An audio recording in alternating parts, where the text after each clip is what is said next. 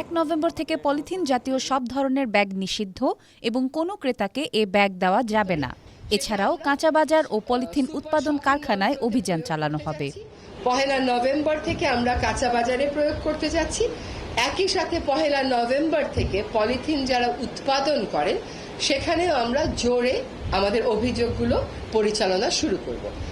মঙ্গলবার দুপুরে রাজধানীর মোহাম্মদপুরে পলিথিন ব্যবহারে নিষেধাজ্ঞা কার্যকর করার লক্ষ্যে ক্লিন আপ কার্যক্রম উদ্বোধন ও বিকল্প সামগ্রী বিতরণ অনুষ্ঠানে তিনি এসব কথা বলেন। হচ্ছে শুধুমাত্র আইনে নিষিদ্ধ প্লাস্টিক যেটা হচ্ছে পলিথিন ব্যাগ এবং প্রোপাইলিং ব্যাগ, সেটার উপরে আমাদের কার্যক্রম। অভিযানের মাধ্যমেই শুরু হবে পলিথিন বিরোধী কার্যক্রম। সতর্ক করার ও কঠোর হওয়ার সময় পার হয়ে গেছে।